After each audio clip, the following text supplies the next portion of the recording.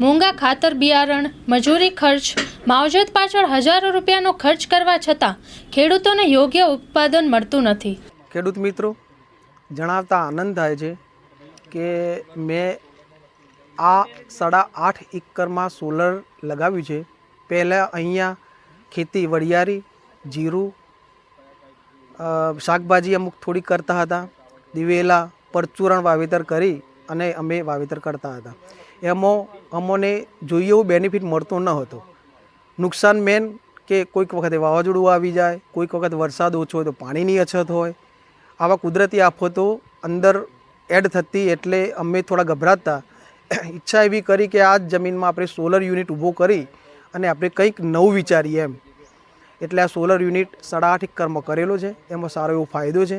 તો હા ખેડૂત મિત્રો કે અહીંયા સોલર પ્રોજેક્ટ છે જે અમે અહીંયા પહેલાં ખેતી કરતા હતા, ત્યારબાદ અમારા અંકલે એવું વિચાર્યું કે અહીંયા એક નાનો એક સોલર પ્રોજેક્ટ કરીએ। તો અમે અહીંયા 8 એકરમાં સોલર પ્રોજેક્ટ કર્યો છે।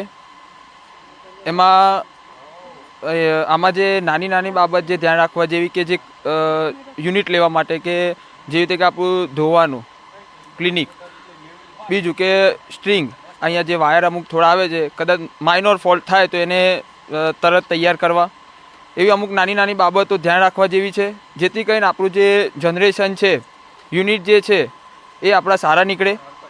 બીજું કે ટેમ્પરેચરના લીધે આપણે જે જનરેશન નીકળે તો ક્લિનિક સારું હોય તો એ પ્રમાણે આપણું યુનિટ પણ એવા સારા નીકળે। તો અમે આ કરંટ ડાયરેક્ટ અહીંયાથી UGVCLને આપીએ છીએ। બીજું કે આમાં ક્લિનિક જેટલું તમે સારું રાખો એટલું તમારો પ્લાન્ટના યુનિટ થોડા વધારે નીકળશે। મારું નામ મોમિન કાસમ અલી। એજન્સી દ્વારા એમની જે જમીન હોય છે ત્યાં જમીનમાં સોલારની પ્લેટોનો પ્લાન્ટ કમિશનિંગ કરવામાં આવતો હોય છે।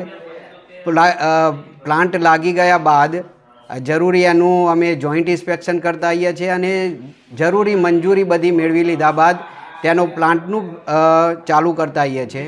અને જે એનું જનરેશન થતું હોય છે એનું મંથલી એનું જે બી એને વીજળીનું ઉત્પાદન કર્યું હોય છે તે આપણે ₹2.72 સમથિંગ આજુબાજુમાં આપણે એનો પાવર પરચેસ કરતા આવીએ છીએ અને એનું બિલનું એને એડજસ્ટમેન્ટ આપણે ચૂકવણી કરતા આવીએ છીએ। આમ ખેડૂતને પોતાની જમીનમાં જે આ સરકારની જે યોજના છે તે યોજના અંતર્ગત તે પોતાના ખેતરમાં સોલારનો પ્લાન્ટ લગાવી અને ત્યાં વીજળીનું ઉત્પાદન કરી અને સરકારને જે UGVCLમાં અમારા કંપનીને આપીને એનું બેનિફિટ મેળવતા હોય છે।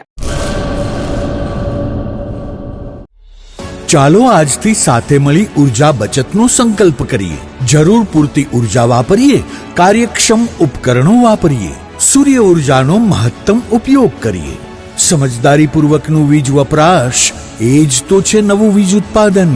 માટે રાષ્ટ્રહિતમાં આપણે સૌ કટિબદ્ધ થઈએ અને સૂર્ય ઉર્જા અપનાવીએ। વીજ બચતનો કરવો હોય જો સંગ તો યાદ રાખીએ કરવાનું સ્વિચ બંધ। UGVCL દ્વારા જનહિતમાં જારી।